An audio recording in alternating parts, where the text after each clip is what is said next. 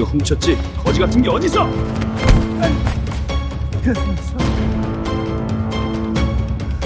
그날 한 노인이 도둑이 되었습니다. 도망가세요. 사람 죽어요. 누구야? 이거 새끼야. 그리고 모른 척 지나가던 수 많은 사람 중에 한 소녀만이 멈췄습니다. 그 노인의 정체는 아무도 몰랐습니다. 노인이 바닥에 쓰러졌습니다. 그 순간 주변에 있던 수십 명의 사람들이 일제히 시선을 돌렸습니다. 그리고 아무도 움직이지 않았습니다. 단 한 사람도. 본편은 채널에서 바로 시청하실 수 있습니다. 구독과 좋아요 꼭 부탁드립니다. 서울 한복판, 누구나 이름을 아는 대형 백화점 1층이었습니다. 명품 가방들이 유리 쇼케이스 안에서 빛을 받아 반짝이고 고급 향수 냄새가 공기 속에 퍼졌습니다. 반듯하게 차려입은 직원들, 쇼핑백을 든 손님들, 눈이 부실 만큼 완벽해 보이는 오후였습니다. 그 완벽한 풍경 한가운데서 한 노인이 대리석 바닥에 무릎을 꿇고 있었습니다. 이른이 조금 넘어 보이는 어르신이었습니다. 낡은 베이지색 점퍼, 흰 운동화, 희끗희끗한 머리칼, 손등에는 평생을 일하며 살아온 세월의 흔적이 새겨져 있었습니다. 그 앞에 젊은 직원 2명이 팔짱을 낀 채 내려다보고 있었습니다. 표정에는 조금의 망설임도 없었습니다.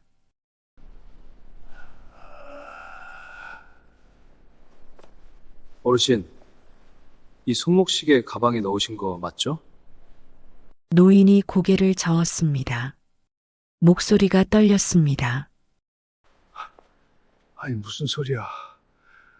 내가 왜 나 방금 계산하고 나온 거라고. 계산을요? 영수증은요? 있다고. 주머니 어디 뒀더라.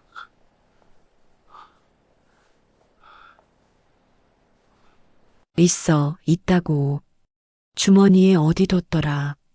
노인이 떨리는 손으로 점퍼 주머니를 더듬었습니다. 손가락이 말을 듣지 않았습니다. 직원은 그 모습을 팔짱을 낀 채 비웃듯 바라보았습니다. 덩치가 큰 다른 직원이 한 발 앞으로 나섰습니다. 어르신들이 다 그러세요. 영수증 있다, 계산했다, 그러다가 막상 없으면 어떻게 하시려고요? 아니라고. 저기 카드 단말기에 내가 직접 긁었어. 방금 긁었다고. 저희 매장 단말기 전부 확인했는데 그런 거래 내역이 없어요. 어르신.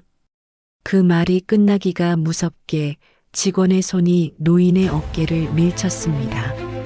세게 거칠게. 이거 훔쳤지? 거지 같은 게 어딨어?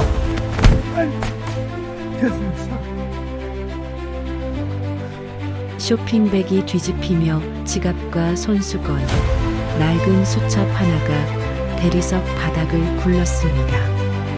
쿵 하는 소리가 백화점 안에 울렸습니다. 주변에 있던 사람들이 일제히 시선을 돌렸습니다. 그러나 아무도 움직이지 않았습니다. 한 여성이 스마트폰을 들다가 도로 내려놓았습니다. 중년 남성이 혀를 차더니 발걸음을 재촉했습니다. 누군가는 고개를 돌렸고 누군가는 그냥 못 본 척 지나쳤습니다. 노인이 떨리는 팔로 바닥을 짚으며 일어나려 했습니다. 직원이 다시 다가오며 손을 뻗었습니다. 바로 그때였습니다. 달리는 발소리가 들렸습니다. 사람들 사이를 헤치고 소녀 하나가 달려왔습니다. 15살이나 됐을까. 낡은 핑크색 후드티에 청바지 차림의 작은 체구였습니다. 두 눈이 단단한 빛을 품고 있었습니다. 소녀는 망설임 어김없이 노인과 직원 사이로 몸을 던졌습니다. 도망가세요. 사람 죽어요. 누구야? 끼어들꾸냐? 그만하세요. 직원의 손이 허공을 갈랐습니다. 소녀가 두 팔을 벌린 채 노인 앞을 막아섰습니다. 온몸이 떨렸습니다. 그래도 발을 뒤로 빼지 않았습니다. 이 어르신 지금 다치셨잖아요. 왜 밀어요? 너 뭐야? 얘랑 한패야? 한패가 뭐예요? 사람이 쓰러지는데 아무도 안 도와드리잖아요. 야, 학생. 어른들 일에 끼어들지 마. 이 사람 도둑이야.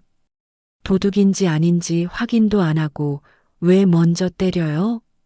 모른 척 지나가던 그 많은 사람들 중에서 단 한 소녀만이 멈추었습니다. 돈도 없고 힘도 없는 그 소녀만이. 직원이 냉랭하게 말했습니다. 학생, 마지막으로 경고하는데 이거 업무 방해야. 나중에 진짜 후회한다. 소녀가 눈을 마주쳤습니다. 저는 지금 안 막으면 평생 후회할 것 같아서요. 바닥에서 노인이 소녀를 올려다보았습니다. 눈이 마주쳤습니다. 노인의 눈 속에서 무언가 복잡한 것이 스쳐 지나갔습니다. 당혹감, 고마움, 그리고 아주 오래된 어떤 감정이. 그런데 이상했습니다. 억울하게 쓰러진 사람이라면 당연히 울거나 화를 내야 했습니다. 그런데 이 노인은 마치 처음부터 이 상황을 알고 있었던 사람처럼 너무나 고요했습니다. 과연 이 어르신은 누구였을까요? 관리자가 등장했습니다. 40대 후반 반듯한 정장에 이름표를 단 남자였습니다. 팔짱을 낀 채 성큼성큼 걸어오더니 현장을 한번 훑어보고 짜증 섞인 한숨을 내쉬었습니다.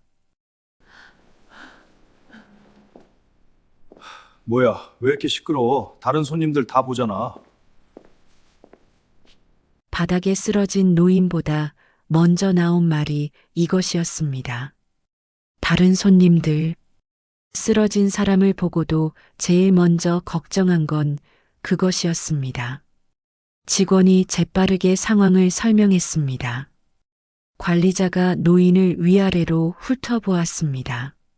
낡은 점퍼, 운동화, 바닥에 흩어진 소박한 짐들. 그 훑어보는 눈길 하나에 이미 판단이 끝나 있었습니다. 어르신, 일단 뒤에서 얘기하시죠. 조용히. 조용히는 무슨 내가 계산을 다 했다고. 영수증이 분명히 있어. 어르신, 저희 매장 CCTV 다 찍혀요. 괜히 버티시면 더 곤란해지세요. 소녀가 나섰습니다. 그 CCTV, 아까 어르신이 바닥에 넘어지신 것도 다 찍혔겠네요? 관리자의 눈이 가늘어졌습니다. 소녀를 다시 바라보았습니다. 아이 하나가 꽤 날카로운 말을 했다는 걸 직감하는 눈이었습니다. 관리자가 목소리를 낮췄습니다. 부드럽게 들리지만 그 안이 차가운 목소리였습니다. 학생, 이건 내부 문제야. 이해하지? 넌 여기서 볼 일 없으니까 가도 돼. 볼 일 있어요. 어르신 부축해 드려야 해서요. 학생, 괜히 끼어들다가 인생 피곤해지는 거야. 왜 학교 생활 같은 거 있잖아. 협박이었습니다. 어른이 아이에게 할 수 있는 가장 손쉬운 방식의 협박. 소녀의 손이 살짝 떨렸습니다. 그러나 눈빛은 흔들리지 않았습니다. 저 학교 생활 원래 피곤해요. 주변 고객들의 수군거림이 들렸습니다. 저애 왜 저래? 쟤도 한패 아냐? 요즘 저런 거 팀으로 다닌다더라. 노인네 불쌍한 척하면서. 아무튼 저런 데 끼어드는 거 아닌데. 민폐지, 민폐. 소녀의 귀에 그 말들이 전부 들어왔습니다. 눈빛이 잠깐 흔들렸습니다. 그래도 자리를 지켰습니다. 바닥에 있는 노인의 손을 잡아 천천히 일으켰습니다. 세상에서 가장 잔인한 폭력은 주먹이 아닙니다. 눈을 돌리는 것입니다. 그 많은 사람들이 지금 그 폭력을 행사하고 있었습니다. 노인이 소녀에게 낮게 말했습니다. 괜찮다. 넌 가거라. 이거 내일 아니야. 이미 제일 됐어요. 노인의 눈가가 미세하게 떨렸습니다. 직원이 다시 다가왔습니다. 학생, 정말 마지막이야. 지금 가면 그냥 넘어가는데 안 가면 경찰 불러. 불러도 돼요. 오히려 잘 됐다. 어르신 다치신 거 신고도 같이 하면 되니까. 관리자의 얼굴이 굳었습니다. 직원들이 눈치를 주고받았습니다. 그때였습니다. 아무도 눈치채지 못한 일이 일어났습니다. 기둥 뒤에 서 있던 한 남자가 조용히 스마트폰을 들어 올렸습니다. 촬영 버튼을 눌렀습니다. 소녀와 노인, 직원과 관리자가 모두 화면 안에 담겼습니다. 그 영상이 하룻밤 만에 수백만 명의 눈에 닿을 것이라는 걸, 그리고 그 영상이 이 백화점을 완전히 뒤집어 놓을 것이라는 걸 아직은 아무도 알지 못했습니다. 관리자가 직원들에게 눈짓을 보냈습니다. 직원 B가 다시 노인 쪽으로 다가가려는 순간 소녀의 눈이 바닥으로 향했습니다. 카운터 아래 구석, 구겨진 종이 한 장이 밀려 있었습니다. 노인이 쓰러질 때 쏟아진 물건들 사이에 끼어 있다가 바닥으로 미끄러진 것이었습니다. 소녀가 몸을 굽혔습니다. 집었습니다. 펼쳤습니다. 영수증이었습니다. 날짜, 시각, 금액, 카드 번호 끝 네 자리가 선명하게 찍혀 있었습니다. 시각은 불과 30분 전이었습니다.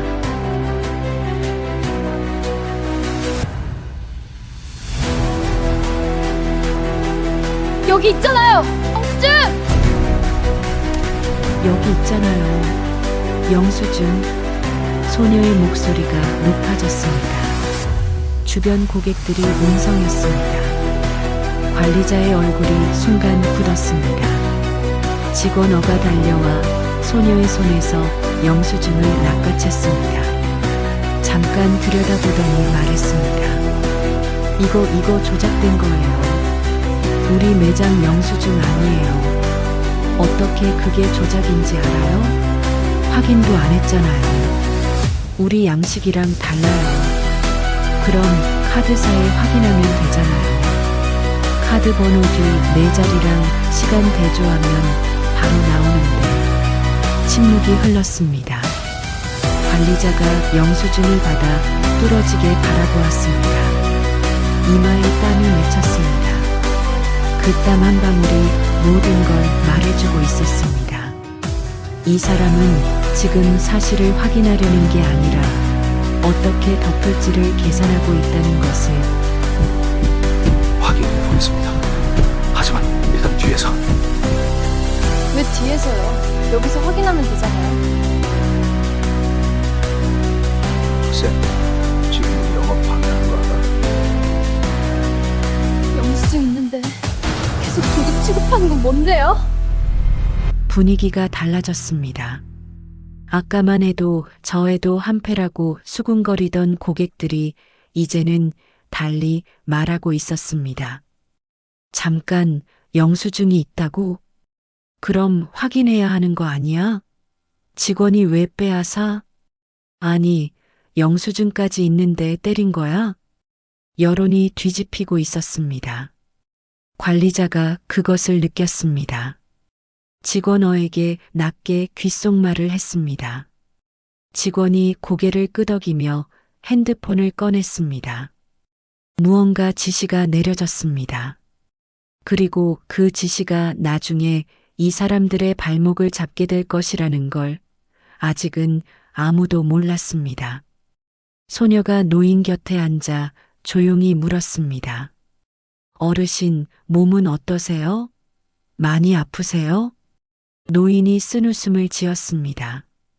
괜찮아. 이런 일 처음도 아닌걸. 소녀가 멈췄습니다. 이런 일 처음이 아니라고요?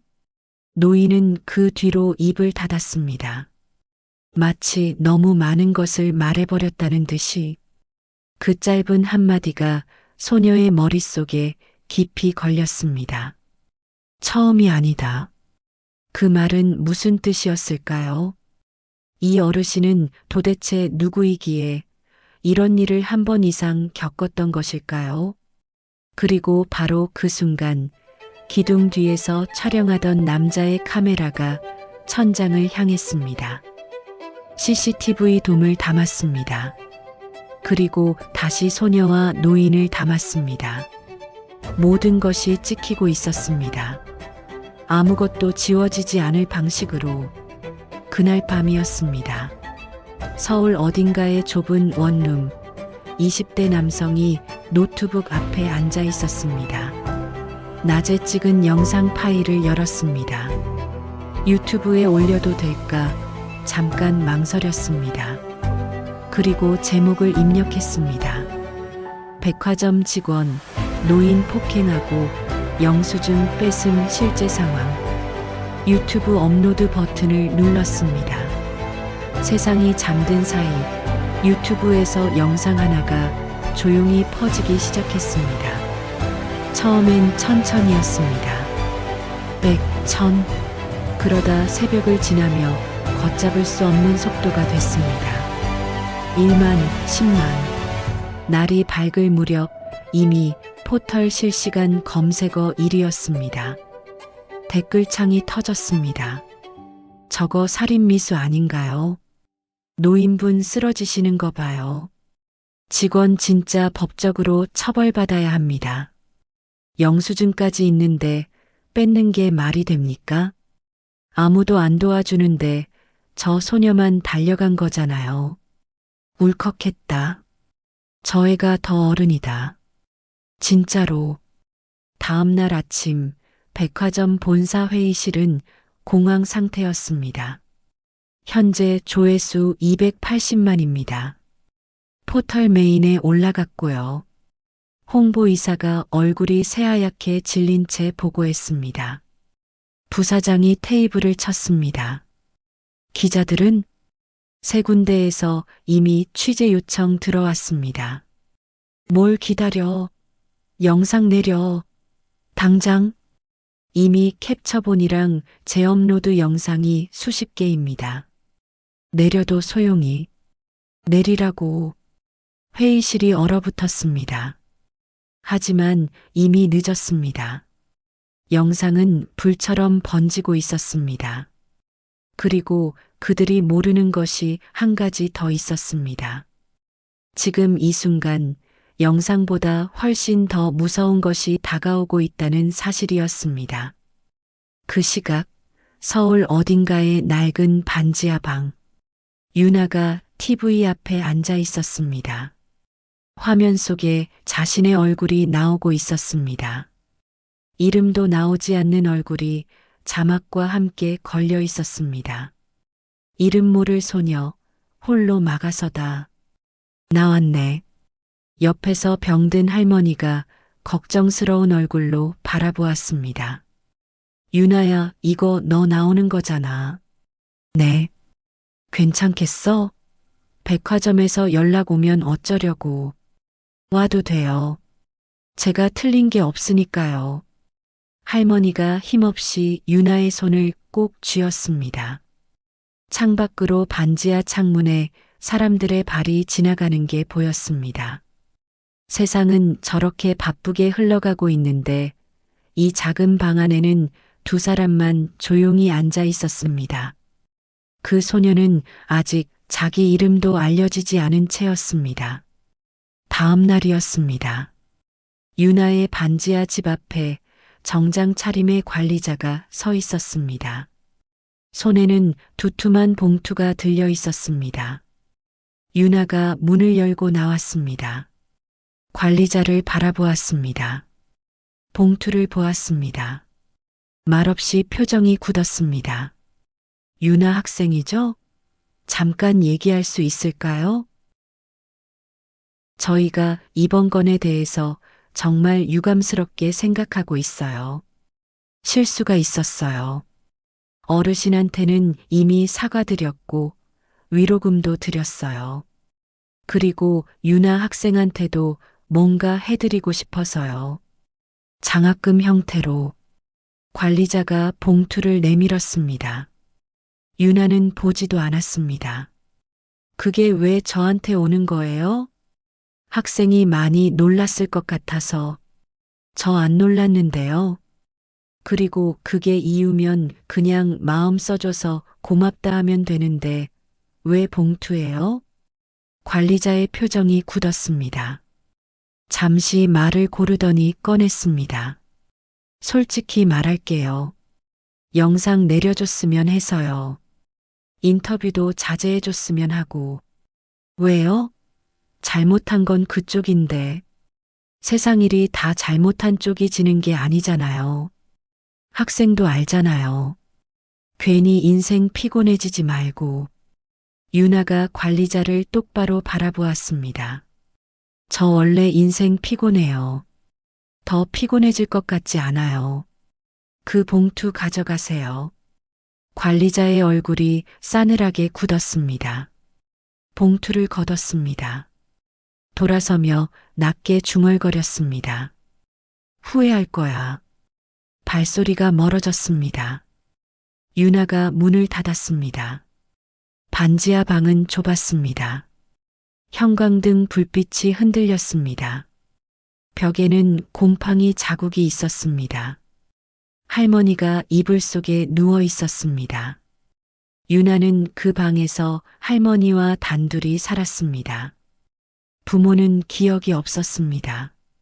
5살 때 사고로 어머니를 잃었고 아버지는 처음부터 없었습니다.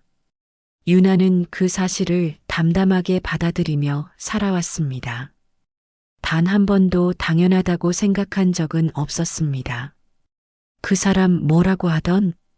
할머니가 기침을 삼키며 물었습니다. 돈 줄 테니까 영상 내리래요. 얼마? 안 봤어요. 유나야, 그냥 받지 그랬어. 우리한텐 돈이 필요한데. 유나가 잠시 침묵했습니다. 그리고 천천히 말했습니다. 그래도요, 할머니. 그 어르신이 진짜 잘못한 게 없었거든요. 그걸 아는데 돈 받고 모른 척하면 저 잠 못 자요. 할머니가 말없이 유나의 손을 꽉 쥐었습니다. 창밖으로 사람들의 발이 지나갔습니다. 유나가 조용히 그 창을 바라보았습니다. 돈으로 살 수 없는 것이 있다는 걸 이 아이는 가장 가난한 방식으로 알고 있었습니다. 그런데 바로 그 밤이었습니다. 병원 어딘가에서 한 노인이 비서를 불렀습니다. 그리고 낮고 조용한 목소리로 말했습니다. 그 아이 지금 당장 찾아봐. 시내 종합병원 VIP 병실이었습니다. 넓고 조용한 방이었습니다. 창밖으로 서울 하늘이 보였습니다. 침대 위에 노인이 누워 있었습니다. 이마에 붕대가 감겨 있었고 갈비뼈 2대에 금이 갔다고 했습니다. 그런데도 표정은 담담했습니다. 고통스러운 사람의 얼굴이 아니었습니다. 무언가를 아주 오래 기다려온 사람의 얼굴이었습니다. 의사가 차트를 보며 물었습니다. 보호자분이 안 오셨네요. 없어요. 연락할 분이 없다고요. 의사는 더 이상 말을 하지 못했습니다. 창 너머로 서울이 보였습니다. 빽빽이 들어선 건물들. 노인은 그 풍경을 말없이 바라보았습니다. 마치 저 도시 어딘가에서 아주 오래전에 잃어버린 무언가를 찾는 것처럼 그때 병실 문이 조심스럽게 열렸습니다. 50대 중반의 남자가 들어왔습니다. 검은 정장에 반듯한 넥타이. 표정은 굳어 있었지만 눈 안에는 안도와 당혹감이 함께 서려 있었습니다. 남자가 침대 옆에 서더니 낮고 조심스러운 목소리로 말했습니다. 회장님, 의사가 고개를 돌렸습니다. 차트를 보았습니다. 다시 남자를 보았습니다. 표정이 굳었습니다. 회장님, 그 두 글자가 이 병실 안에서 전혀 어울리지 않게 울렸습니다. 낡은 점퍼를 입고 백화점 바닥에 쓰러졌던 그 노인이 지금 회장님이라고 불리고 있었습니다. 노인이 창밖을 보며 말했습니다. 오지 말라고 했잖아. 회장님이 입원하셨다는데 가만히 있을 수가 없었습니다. 영상을 보고, 영상 봤어? 전국에 다 퍼졌습니다. 현재 경찰에 고소장 접수. 노인이 손을 들었습니다. 멈춰. 남자가 멈췄습니다. 고소 취하해. 예, 취하하라고. 나는 내가 알아서 해결할 거야. 하지만 회장님, 이미 언론에서도 주목하고 있고 그 직원들이 일하는 건물이 누구 건물인지 아직 아무도 모른다는 거지. 남자가 굳었습니다. 노인이 처음으로 남자를 똑바로 바라보았습니다. 그 눈빛 안에 차갑고도 깊은 무언가가 있었습니다. 분노가 아니었습니다. 그보다 훨씬 무거운 것이었습니다. 내가 원하는 방식대로 할 거야. 알겠어? 그 노인은 평범한 사람이 아니었습니다. 아무도 그 사실을 알지 못한 채 그를 바닥에 쓰러뜨렸습니다. 그의 어깨를 밀쳤습니다. 도둑이라고 불렀습니다. 병실 창 너머로 서울 도심이 보였습니다. 빽빽이 들어선 건물들, 그중 하나의 옥상에 오래된 법인 명패가 붙어 있었습니다. 그리고 그 명패에 새겨진 이름이 지금 이 병실에 누워있는 노인의 이름과 같았습니다. 그날 저녁 편의점 아르바이트를 마치고 집으로 돌아오던 유나의 핸드폰에 문자 하나가 들어왔습니다. 발신인은 모르는 번호였습니다. 도와주셔서 감사합니다. 꼭 다시 뵙고 싶습니다. 유나가 그 문자를 오래 바라보았습니다. 손가락이 멈췄습니다. 이 번호는 누구일까요? 그리고 그 만남이 이루어졌을 때 유나가 마주하게 된 것은 단순한 감사 인사가 아니었습니다. 다음 날 아침이었습니다. TV와 스마트폰 화면이 동시에 터졌습니다. 속보. 백화점서 폭행당한 노인, 해당 건물주이자 SS그룹 명예회장으로 확인. 앵커가 긴장한 얼굴로 카메라를 바라보며 말했습니다. 화제의 백화점 폭행 사건. 피해자 노인이 단순 고객이 아닌 해당 건물의 실소유주이자 자산 규모 수조 원의 SS그룹 박성진 명예회장인 것으로 뒤늦게 밝혀졌습니다.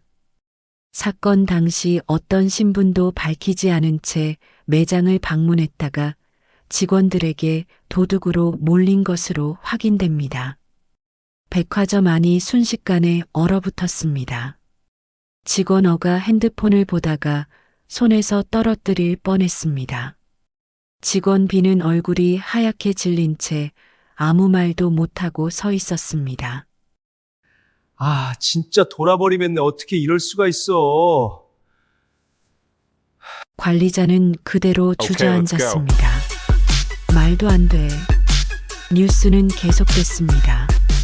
박 회장은 30년 전 이 건물을 매입해 이후 수십 개의 계열사를 운영해왔으며 현재 해당 백화점 입점 계약은 박 회장 소유 부동산 법인과 체결된 Okay, let's 것으로 go. 알려졌습니다. 그들이 바닥에 쓰러뜨린 사람은 그 건물의 주인이었습니다.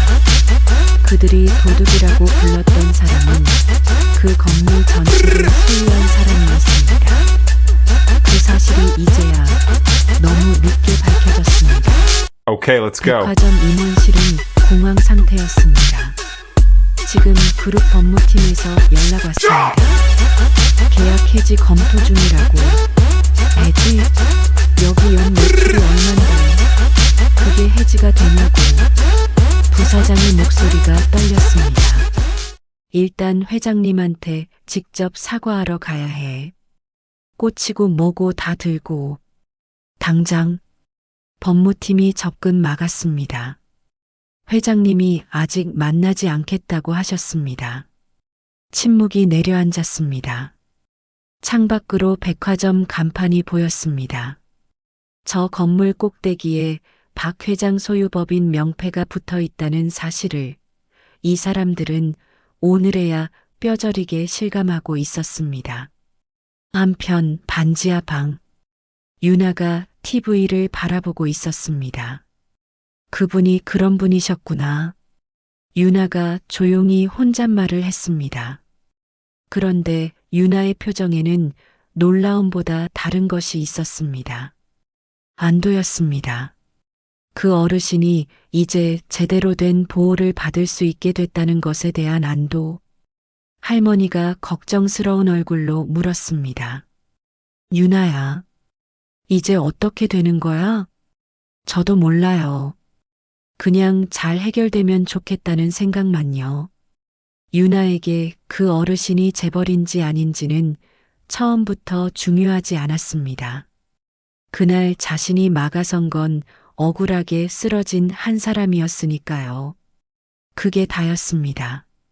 그런데 세상은 지금 그 소녀의 이름을 찾기 시작했습니다. 그리고 박 회장도 그 소녀를 찾고 있었습니다. 단순히 감사 인사를 하기 위해서가 아니라 전혀 다른 이유로. 일주일 뒤였습니다. 백화점 1층 정문 앞에 검은 세단 2대가 멈췄습니다.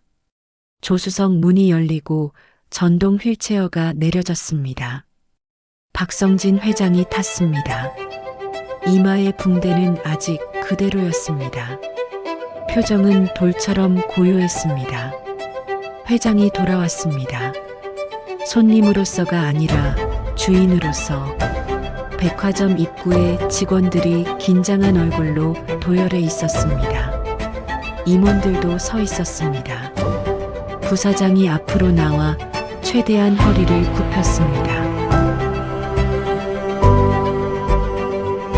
회장님, 이번 일은 정말 진심으로 비켜. 회장이 부사장을 지나쳤습니다. 비켜. 단 2글자였습니다. 그런데 그 2글자 앞에서 부사장이 말을 잃었습니다. 휠체어가 천천히 매장 안으로 들어갔습니다. 형광등빛 바로 줄 서 있는 직원들의 얼굴을 하나하나 바라보았습니다. 그 시선 앞에서 아무도 눈을 마주치지 못했습니다. 바닥만 보았습니다. 회장이 조용하고 낮은 목소리로 물었습니다. 나를 때린 사람이 누구야? 아무도 대답하지 않았습니다. 침묵이 흘렀습니다.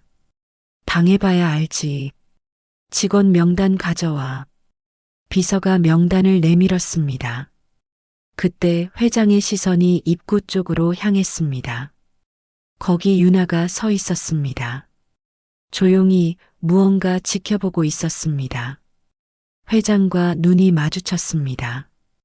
왔구나. 네. 회장이 다시 직원들 쪽을 향했습니다. 직원 B, 직원 A, 관리자, 3명 해고 처리해. 부사장이 당황하며 나섰습니다. 직원 해고는 법적 절차가. 그 절차 밟아서 해. 사유는 충분해. CCTV 다 있잖아. 부사장이 고개를 숙였습니다. 그 자리에서 직원 B가 무너지듯 주저앉았습니다. 얼굴이 일그러졌습니다. 죄송합니다. 회장님, 제가 그게 회장님인 줄은 몰랐고. 회장이 그를 바라보았습니다. 차갑지도 뜨겁지도 않은 눈이었습니다.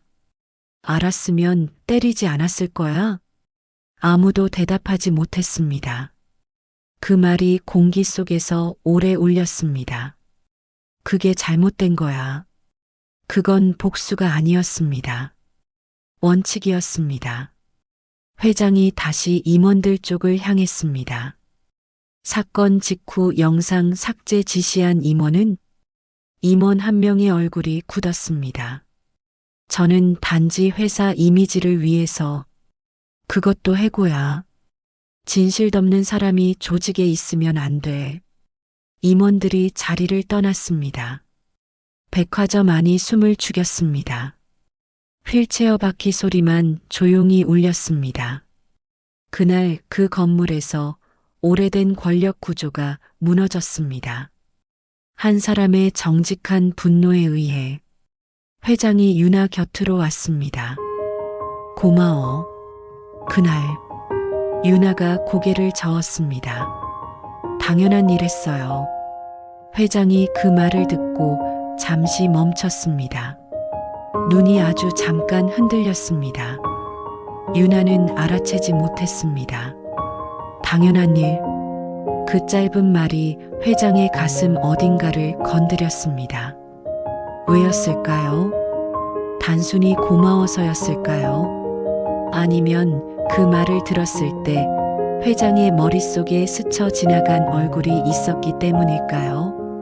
오래전에 잃어버린 어떤 사람의 얼굴이. 이틀 뒤 조용한 카페였습니다. 창가 자리에 박 회장과 유나가 마주 앉아 있었습니다. 비서는 멀찍이 다른 자리에 앉아 있었습니다. 조용한 오전이었습니다. 커피 향이 은은하게 퍼졌습니다. 먹을 거 시켜. 뭐든지. 그냥 아메리카노요. 밥은? 아침 먹고 왔어요. 회장이 잠시 유나를 바라보았습니다. 처음 자신에게 달려오던 그 장면이 떠오르는 듯 했습니다. 작은 책으로 두 팔을 벌리고 막아서던 그 소녀가. 그런데 지금 이 아이를 바라보며 회장의 가슴 어딘가에서 이상한 것이 올라왔습니다. 설명할 수 없는 익숙함이었습니다. 이름이 뭐야? 유나요. 이유나. 회장이 멈췄습니다. 컵을 내려놓으려다 그대로 굳었습니다. 잠시 아무 말도 하지 않았습니다. 유나. 네. 부모님은? 유나의 표정이 흐려졌습니다. 어머니는 제가 5살 때 돌아가셨어요. 사고로요. 아버지는 기억이 없어요. 어머니 이름이? 잘 몰라요. 어릴 때 할머니가 데리고 오셨고 가족관계 서류에 이름이 있긴 한데 저는 한 번도 실감한 적이 없어서요. 회장의 눈이 흔들렸습니다. 손이 미세하게 떨렸습니다. 자신도 모르게 다음 말이 나왔습니다. 서류에. 이름이 뭐야? 유나가 핸드폰을 꺼냈습니다. 기본증명서 사진을 열었습니다. 모친 이름 칸을 내밀었습니다. 세 글자. 회장이 놀랐습니다. 얼굴이 하얗게 변했습니다. 그 이름은 20년 전에 잃어버린 이름이었습니다. 끝내 화해하지 못한 채 떠나보낸 딸의 이름이었습니다. 가슴에 묻어두었지만 단 하루도 잊은 적 없는 그 이름이 지금 이 아이의 핸드폰 화면 위에 선명하게 찍혀 있었습니다. 회장이 조용히 의자에서 일어나려다 멈췄습니다. 눈이 붉어졌습니다. 목소리를 겨우 짜냈습니다. 잠깐 실례할게. 화장실 쪽으로 천천히 사라졌습니다. 유나는 영문을 모른 채 커피를 홀짝였습니다. 화장실 안 박 회장이 세면대 앞에 섰습니다. 거울을 바라보았습니다. 눈에서 눈물이 흘러내렸습니다. 닦지 않았습니다. 그냥 흐르게 두었습니다. 한참 동안 20년 전 그에게는 딸이 있었습니다. 사업 때문에, 자존심 때문에 끝내 화해하지 못한 채 헤어진 딸이, 그리고 그 딸은 사고로 세상을 떠났습니다. 그 소식을 전해 들었을 때 회장은 이미 모든 것이 늦어버렸다는 걸 알았습니다. 딸의 아이가 어딘가에 있다는 이야기만 들었을 뿐 끝내 찾지 못했습니다. 15년 동안 그 사이 비서는 이미 움직이고 있었습니다. 기본증명서 사진을 찍어 법무팀으로 보냈습니다. DNA 대조 의뢰가 들어갔습니다. 사흘 뒤 결과가 나왔습니다. 일치율 99.97%. 그 소녀는 박 회장의 딸이 홀로 낳아 기른 아이였습니다. 박 회장의 손녀였습니다. 그날 백화점에서 노인을 막아선 소녀가 그 노인의 손녀였습니다. 세상에서 가장 긴 우회로를 돌아 두 사람은 그렇게 만났습니다. 일주일 뒤였습니다. 조용한 한정식집 창가 자리. 박 회장과 윤아가 마주 앉아 있었습니다. 비서는 밖에 있었습니다. 오늘은 두 사람만을 위한 자리였습니다. 회장은 정장이 아니었습니다. 깔끔한 남색 캐주얼이었습니다. 그래도 눈빛은 무거웠습니다.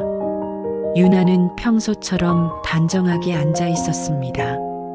결과 받았어. 저도 들었어요. 비서분이 연락 주셨어요. 두 사람 사이에 잠시 침묵이 흘렀습니다. 말하기 전부터 묵직한 무언가가 내려앉는 침묵이었습니다. 20년의 세월이 그 침묵 안에 다 들어 있었습니다. 회장이 천천히 말했습니다. 나와 같이 살자. 뭐든지 다 해줄게. 공부도 시켜주고 필요한 거 다. 윤아가 눈을 감았습니다. 잠시 후 천천히 떴습니다. 싫어요. 회장이 굳었습니다. 왜? 저는 할머니를 두고 갈 수 없어요. 할머니가 아프세요. 잠시 말을 멈췄다가 윤아가 다시 입을 열었습니다. 솔직히 말씀드려도 돼요? 해봐. 그날 제가 어르신을 막아선 건 회장님이라서도 건물주라서도 나중에 뭔가 해주실 것 같아서도 아니었어요. 그냥 사람이 쓰러지는데 제가 거기 있었으니까요. 그게 다예요. 그러니까 지금 제가 함께 사는 대가로 뭔가를 받는 것처럼 되면 그게 싫어요. 그게 부끄러워요. 회장이 윤아를 바라보았습니다. 오래 바라보았습니다. 눈이 붉어졌습니다. 당연한 일을 했을 뿐이라고. 네. 회장의 눈에서 눈물이 흘러내렸습니다. 막으려 하지 않았습니다. 그냥 흐르게 두었습니다. 한참 동안 그 눈물은 그날의 억울함 때문이 아니었습니다. 20년을 찾아 헤매던 손녀가 자신에게 아무것도 바라지 않는 채로 눈앞에 앉아 있다는 것 때문이었습니다. 그 아이가 그토록 가난하고 외롭게 살아온 세월 동안 자신은 아무것도 해주지 못했다는 것 때문이었습니다. 그 미안함이 지금에야 비로소 눈물이 되어 흘러내렸습니다. 회장이 겨우 말을 꺼냈습니다. 그래도 할아버지로서 딱 한 가지만. 윤아가 경계하듯 바라보았습니다. 뭔데요? 할머니 병원비. 그것만. 그게 대가가 아니라 내가 20년 동안 못해준 것 일부를 하는 거라고 생각해줘. 윤아가 회장을 바라보았습니다. 그 눈빛 안에서 무언가가 흔들렸습니다. 15년 동안 단 한 번도 무너지지 않던 그 눈빛이 이 아이가 평생 혼자 버텨온 것들이 그 한 문장 앞에서 천천히 무너지기 시작했습니다. 그건 말을 잇지 못했습니다. 고개를 숙였습니다. 어깨가 미세하게 떨렸습니다. 회장이 천천히 손을 뻗었습니다. 유나의 손 위에 그 크고 떨리는 손을 올려놓았습니다. 유나가 밀어내지 않았습니다. 고개를 숙인 채 조용히 울었습니다. 소리 없이 돈으로 살 수 없는 것이 세상엔 있습니다. 15년의 외로움도 20년의 후회도 그리고 그 둘이 손을 맞잡는 이 순간도 잠시 후 유나가 고개를 들었습니다. 눈물 자국이 있었습니다. 하지만 눈빛은 여전히 맑았습니다. 할아버지라고 불러야 해요? 회장이 웃었습니다. 처음으로 진짜로 웃었습니다. 내가 부르고 싶은 대로 부르렴.